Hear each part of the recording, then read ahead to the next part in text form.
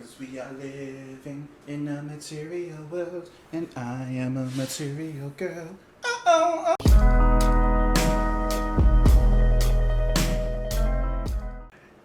Hey everybody, welcome back. Hope that you're having a beautiful, fantastic, awesome day. Thank you as always for being here so much. Thank you for keeping me company. Hope that I'm keeping you company. Today we are listening to Genesis with their song Man on the Corner. This is, of course, off of Abacab, released in 1982. Speaking of Man on the Corner, I just remembered there used to be this guy. I'm pretty sure he must have been drugged out of his mind. But there used to be this guy that would stand on the corner at a very busy road here in Orlando, and he would just be dancing like all day. And I mean, when I say dancing, I mean like full on salsa bachata dancing in the not in the middle of the street, but like on the sidewalk. But he would be, like randomly show up in different parts of the road.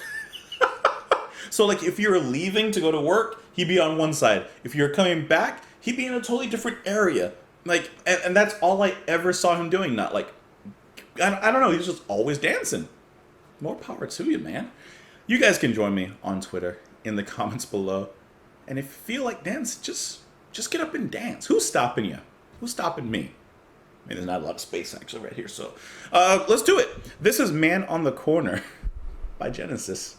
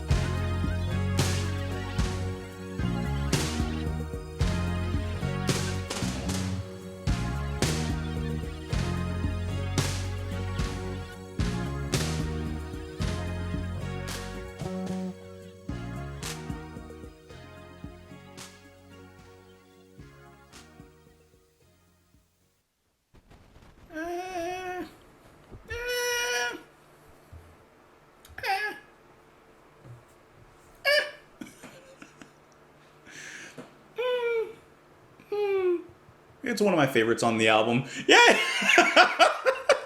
Seriously, seriously. No, no, no, no, no, no, no. I love it. I don't care. I love it. I love it. Fantastic. This is. Listen, okay? Hear me out.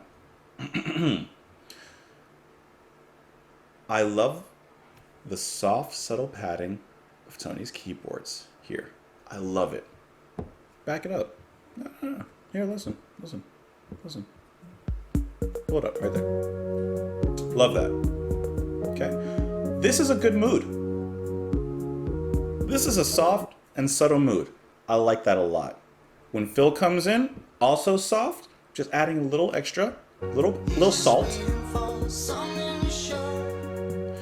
I just like this because I kind of understand a little bit of what they are trying to achieve in this album and bringing everything down, simplifying things. I don't think that it works for every song on here, but I think that this is one of the ones that it does work for because I still feel the heart here.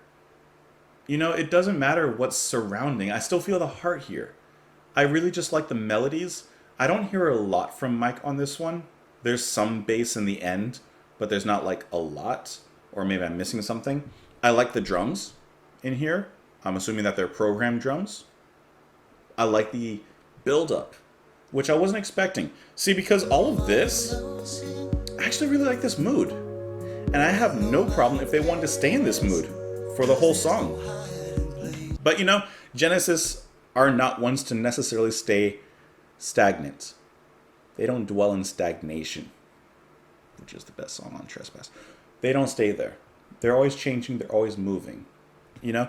And as it gets into those bigger moments, I actually feel that they handle it with a lot of grace. Also, before we get any further, is it just me or is something really confusing about the way the hand claps come in? Because listening to the beat, it totally threw me off. Just that the hand claps coming in, I was totally thrown off because I don't think they're playing like in a. Hold on. No. Before, no. Back up. Okay.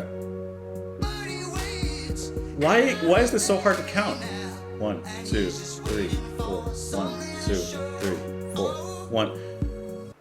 I think it's confusing because they come in on the 3, and usually snares or hand claps are on the 2 and the 4. So I think that's the part that's throwing me off because it really throws me off for like the rest of the song, and yet it adds a little bit of an obtuse angle that makes it more interesting as a whole. Okay. I don't know what it is. This simplicity is a beautiful type of simplicity to me. And then when they bring it up, they don't blow off the atmosphere that they've established. Tony changes synths into something that rises up, takes time and its delay. The drums build but don't overpower. And yet in the interim of the rhythm, you do hear some extra fills. I think this is a really good song. Let me know what you guys think. I think, still on a first listen basis, but I think that this is one of the top ones on the album thus far. Just the way that they build atmosphere, the way that they build everything up into what I feel is a melodic smorgasbord. And I feel like that's just a tight beat.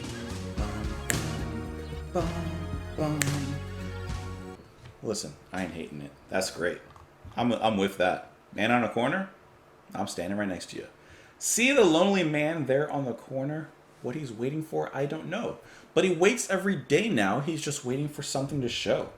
And nobody knows him and nobody cares because there's no hiding place. There's no hiding place for you. So it's just people watching. And he notices this particular man who's always on the corner. And he's just wondering, what's his story? You know? And it kind of reminds me, it's been years upon years. I honestly do not even remember. I think it was a short story, maybe a poem from Edgar Allan Poe in which he's just, I believe, sitting at a train station and just observing people and kind of wondering, like, who are they? And that's something I always personally think about. I like to, I'm interested in people's stories. I love to hear about people's experiences. I like to look at someone and think about, who are they? where do they come from? How did they get to the where they are right now when I'm seeing them? I always like to hear about people's stories. Even if they themselves don't have an exciting story or may have like a boring, you know, lifetime or whatever, I like to hear about other people's experiences. I think that's part of what connects us all, you know? I'm going to try not to sound like a hippie, but I just like human connection, you know? Okay. Looking everywhere at no one, he sees everything and nothing at all. When he shouts, nobody listens. Where he leads, no one will go. He's a lonely man there on the corner. He's waiting, I don't know, but he waits there every day. He's just waiting for something to show. So the question is, of course, why is he there on the corner? Why and what is he waiting for? Are we just like all the rest? We're looking too hard for something he's got, or moving too fast to rest. But like a monkey on your back, you need it. But do you love it enough to leave it all? Just like the lonely man there on the corner, what he's waiting for, I don't know. Who the lonely man there on the corner, what he's waiting for, I don't know. But he's there every day now. He's just waiting for something to show. So he's kind of asking himself, it seems, am I like that man waiting on the corner? What am I waiting for? It says here on Wikipedia that the lyrics describe a man who spends his days on a street corner shouting at passersby. According to a radio show, the song was composer Collins' first song about the homeless epidemic and society's reluctance to help the homeless or to find a solution. It says near the end of the 1980s, Collins would once again revisit this theme with Another Day in Paradise. I think, well, I don't know actually, but Another Day in Paradise is one of the first songs I definitely heard from Phil Collins when I was a kid. I like it. That's a great song. I love the atmosphere in that one. It's another day for you and me in paradise. Let me know what you guys thought, though. You can let me know in the comments. You can follow me on Twitter. You can do a lot of things. But most of all, I hope that you enjoyed the past few minutes. Thank you, as always, for being here. And I will definitely talk to you tomorrow. Bye.